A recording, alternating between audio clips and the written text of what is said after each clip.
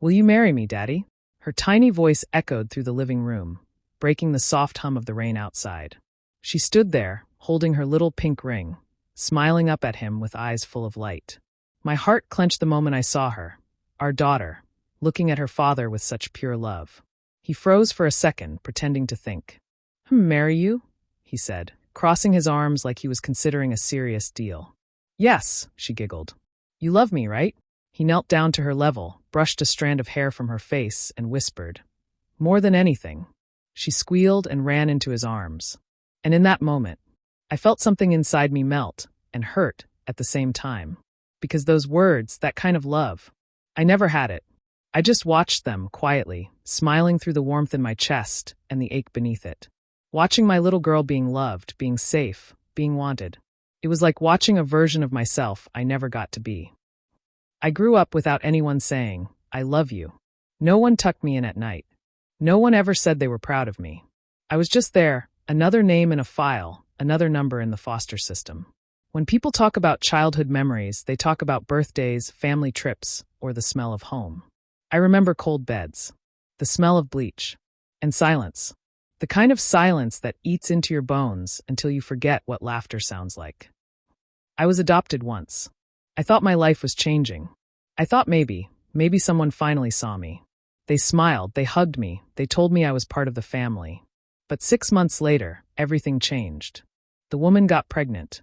Their miracle baby. And suddenly, I wasn't special anymore. She started yelling more. He stopped talking to me. They said I was acting out, that I was jealous of their baby. But I was just scared. I just wanted to stay.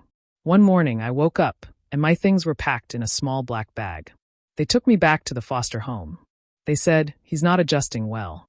Those words stuck with me for years. Not adjusting well. As if love was something I was supposed to perform for. As if I wasn't enough. After that, I learned how to disappear. I smiled when I was supposed to. I said thank you, even when people hurt me. And when they did, and they always did, I told myself I deserved it. Because that's what happens when nobody ever fights for you. You start believing you're not worth fighting for. When I turned 18, I aged out of the system. No goodbye hugs. No safety net. Just me, a duffel bag, and a bus ticket to nowhere. I slept in parks sometimes. Other times in shelters. There were nights I didn't eat. Nights I thought about ending everything because I didn't see a reason to keep going. But some part of me refused to die. Maybe it was stubbornness. Maybe it was hope. Or maybe I just wanted to prove them wrong. That I was worth something. So I started teaching myself. I'd sneak into public libraries and sit for hours reading books on computers, design, coding. Anything I could find. When the library closed, I'd sit outside, scribbling notes under a streetlight. Sometimes the guards would chase me away. Sometimes I'd just sit on the cold sidewalk and cry. I cried a lot. Not because of hunger, but because of loneliness. Because I couldn't remember a single person who had ever said, "I'm proud of you." Then one day, a woman who ran a small cafe noticed me hanging around the area. She gave me a job washing dishes. It wasn't much, but it was something. From there, I saved up, bought an old laptop from a pawn shop, and started learning again. That's how I got into digital design. I was good at it. It was the one thing that made me feel like I had a place in this world. Eventually, I started my own small business. It wasn't big, just me, a secondhand computer, and a rented office space. But it was mine. It was my proof that I wasn't the useless boy they said I was. I began getting clients, slowly, one by one. And for the first time, I was living decently. I had a little apartment, clean clothes, food in the fridge.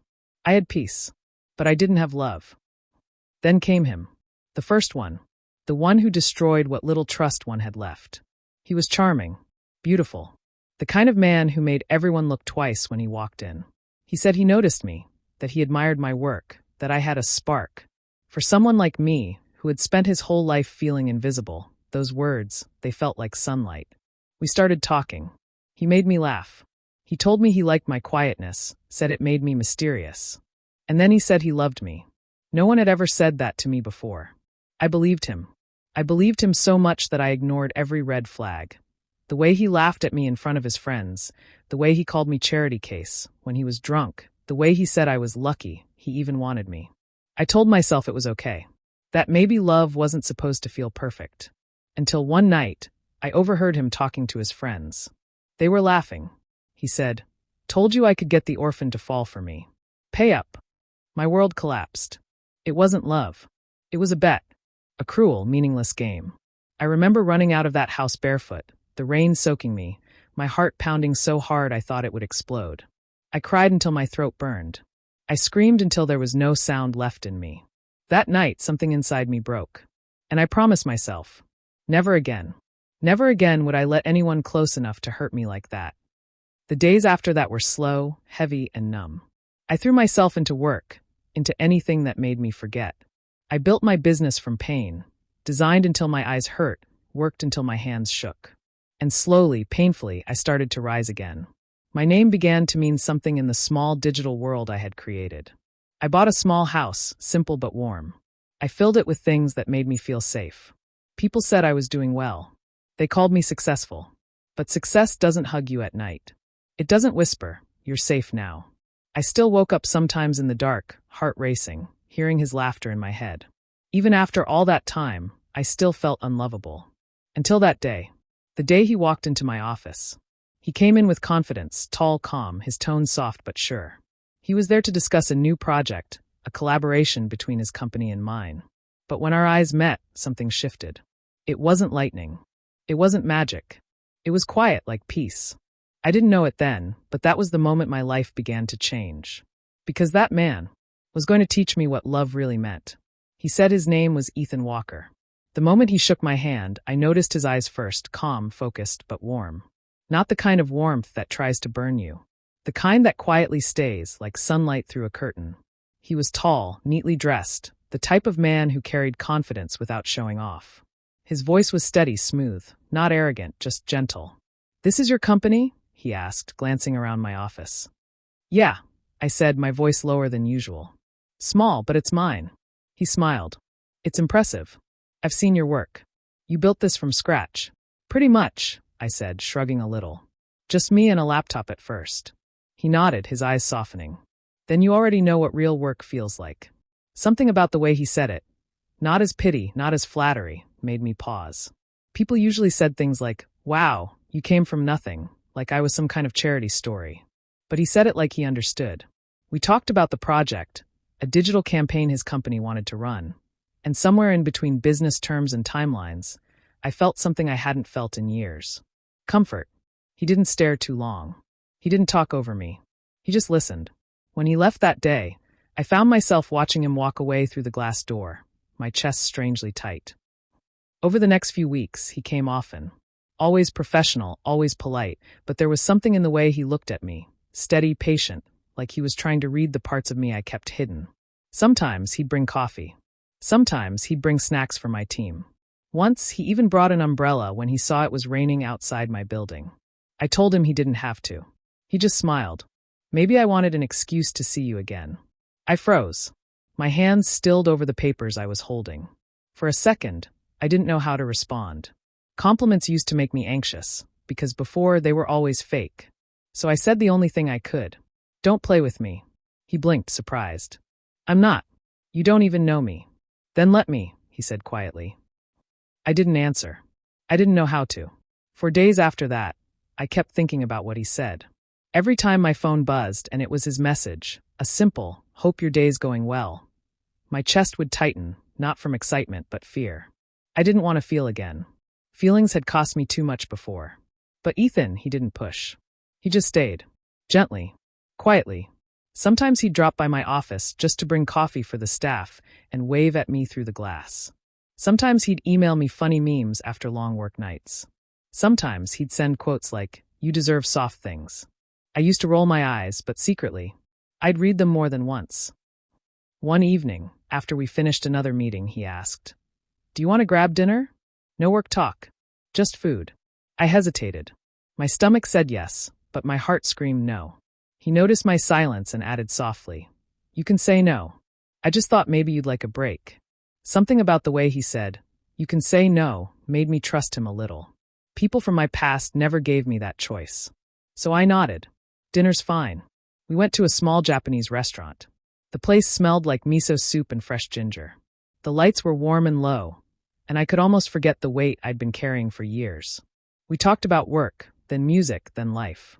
He told me he loved the sound of rain, that it made him feel alive. I told him I hated it. He asked why, and before I could stop myself, I said, because every bad thing that happened to me happened when it was raining. He didn't laugh. He didn't try to fix it. He just said, then I'll make sure your next memory of rain is a good one. That night, when I got home, I stood by my window, watching the rain slide down the glass, and for the first time in a long time, I didn't feel afraid. Weeks passed. Our meetings turned into lunches. Lunches turned into walks. Walks turned into long conversations that stretched into the night.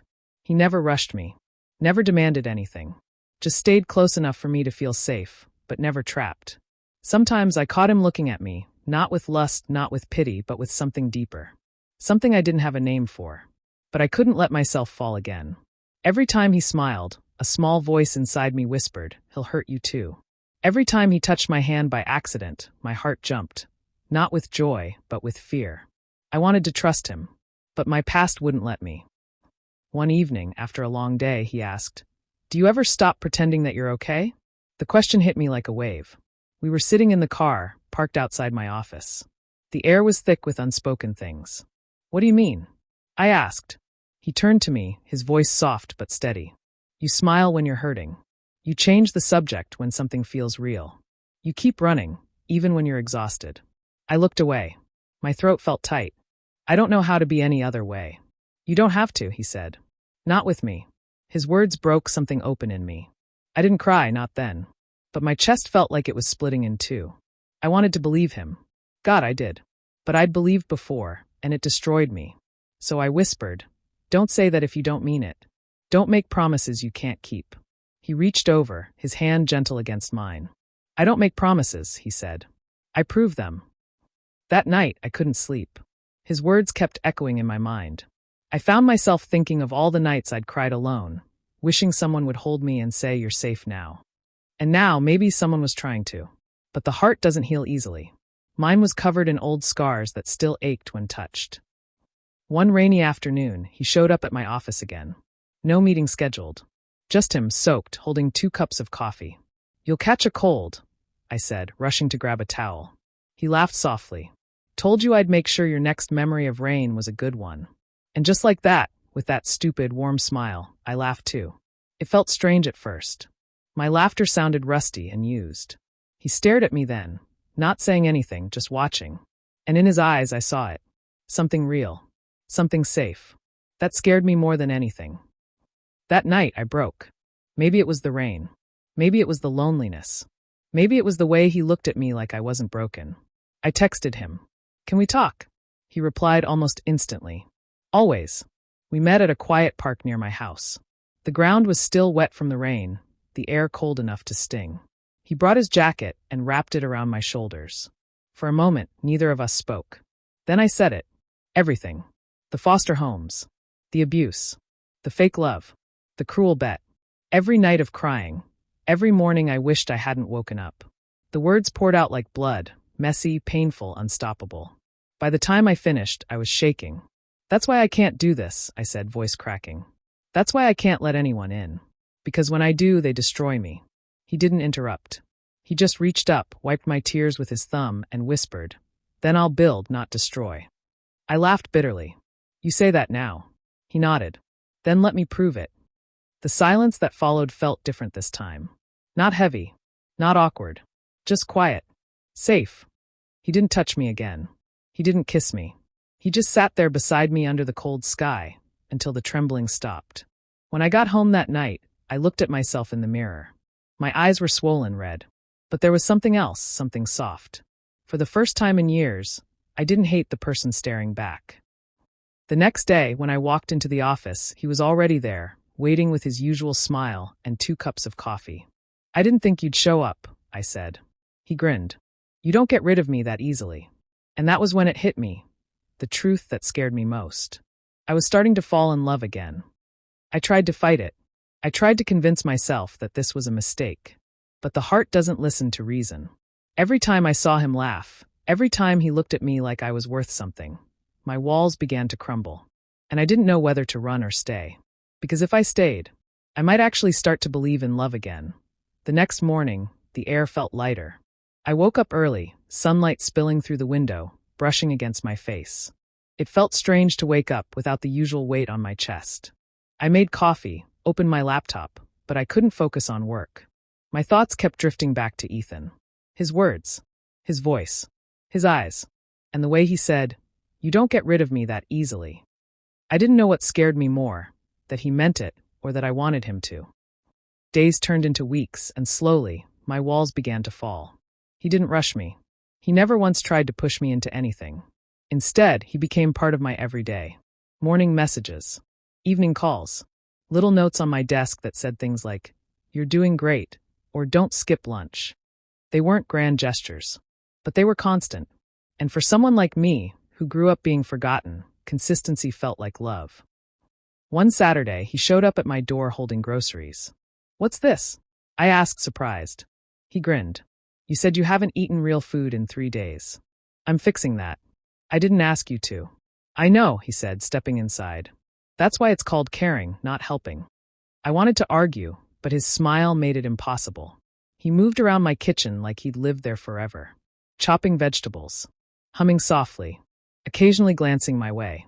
When he turned to ask for the salt, I caught myself staring. His sleeves were rolled up, veins tracing his forearms, the scent of his cologne filling the room. Warm, clean, safe. He caught me looking and smiled. "What?" "Nothing," I said quickly, turning away. But inside, everything was something. We ate together on the couch. It wasn't fancy, just rice, grilled chicken, and vegetables, but it felt like a feast. I couldn't remember the last time someone cooked for me. After dinner, we talked about work, childhood, music, life. And then, without meaning to, I said softly, "I wish I grew up with someone like you around." He turned to me, surprised. "Why?" "Because maybe then," I said, voice trembling, "I'd have known what love was supposed to feel like." The room went quiet. He didn't say anything. He just reached out, took my hand, and held it, not too tight, just enough to let me feel it. And that was when I realized love didn't always arrive loudly. Sometimes it came quietly, like a steady heartbeat beside yours. Weeks turned into months. We became something I didn't have a word for, not just partners, but peace for each other. We worked together, cooked together, laughed together. He saw the parts of me I thought no one could ever love, and he loved them anyway. And somehow I started to heal. The nightmares came less often. The self-doubt faded slowly. And when I looked in the mirror, I no longer saw the scared boy who had been tossed aside. I saw a man standing, living, loved. One evening, I told him something I never told anyone. "I used to think love was a cage," I said softly. He looked up from the couch. "And now, I said, smiling faintly, "I think it's a home." He didn't answer. He just stood, crossed the room, and wrapped his arms around me. His warmth pressed against me, his breath soft against my ear. "Then let's build that home," he whispered. 6 months later, we did. It wasn't big or fancy, just a cozy house with white curtains and sunlight everywhere. But it was ours. We filled it with laughter, late-night talks, morning coffee, and the kind of silence that feels safe. And then came her, the little girl who changed everything. She wasn't ours by blood. She was Ethan's late sister's child, left behind after a tragic accident. When I had the news, I couldn't let her pass through what I had experienced. She was only 3, so I told Ethan to bring her home. Ethan didn't hesitate. He helped me paint her room, buy her toys, and stayed up all night when she cried for her mother. He never once called her my niece. He called her our little girl. And slowly, she started calling him Daddy. One night, after she fell asleep, I found him standing by her door, just watching her breathe. "She's beautiful," he whispered. "She is," I said, leaning beside him. He turned to me, smiling softly. "She looks at me the way you used to look at life, like everything is possible." I blinked. "I used to." He nodded. "Before life hurt you. Before you stopped believing that good things could stay." His words hit deep. But this time they didn't hurt. They healed. Because now I had proof that good things could stay. Life settled into a rhythm. Our little girl grew fast, running around the living room, calling out Daddy/Papa, "Catch me," until we were both breathless. Sometimes, when I'd watch her laugh, something inside me would ache, a gentle ache, not of pain, but of gratitude. Because I was watching her live the childhood I never had. Safe, loved, whole. And every time she ran into Ethan's arms, I'd see that spark in her eyes, that look of absolute trust. And I'd think, this is what love looks like. Then came her 5th birthday. We had cake, balloons, music, friends. She laughed so hard her little face turned red. After everyone left, she ran up to me, still in her tiny pink dress, and whispered, "Papa?" I smiled. "Yes, baby?" She pointed at Ethan, who was cleaning up in the kitchen. "Will you marry Daddy?" I froze. "What?" She repeated, louder this time. "Will you marry Daddy? You and Daddy love each other. You should marry him." I laughed, tears instantly filling my eyes. "Where did you even get that idea?" She puffed her cheeks. "From TV. When people love each other, they get married." Ethan turned at that moment, a dish towel still in his hand. He had heard her. Our eyes met, and for a long second, everything went quiet. Then he smiled. Slowly. Softly.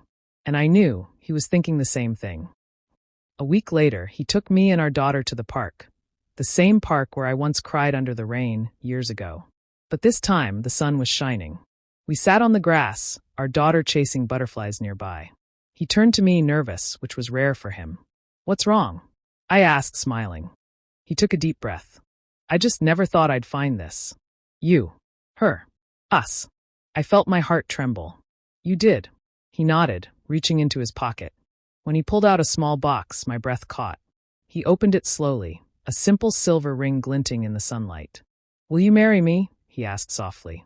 I stared at him. This man who had seen me at my worst, loved me through it, and never left. The tears came before the words did. "Yes," I whispered. 1,000 times yes. Our daughter squealed, running toward us, shouting. "He said yes, Papa said yes." Ethan laughed, pulling us both into his arms. The 3 of us stayed like that for a long time, tangled in sunlight, laughter, and something that finally felt like forever. Months later, we got married in a small garden behind our house. Nothing grand, just family, friends, and love everywhere. Our daughter scattered petals down the aisle, smiling so wide her cheeks hurt. When Ethan said his vows, I couldn't hold back tears. He said, "I don't promise you perfection. I promise you presence. I promise to stay when things are hard, to listen when words fail, and to love you, even on the days you forget how to love yourself." And I knew, right then, I'd found what I'd been missing all my life. That night, after the wedding, we sat on the porch, watching our little girl sleep through the window. Ethan leaned against me, his arm around my waist. "She's going to grow up knowing what love looks like," he said softly. I nodded, smiling. "Yeah, she's growing up with what I never had." He looked at me, curious. "And what's that?" I turned to him, eyes glistening. "Love that stays." He kissed my forehead gently. "Then we'll keep staying." Years later, sometimes I still wake up early, sunlight in my eyes, coffee brewing, laughter echoing from the living room. And I think of the boy I used to be. The boy who cried in the rain, who thought love was pain, who believed he wasn't enough. And I whisper to him in my heart, "You made it. You found home."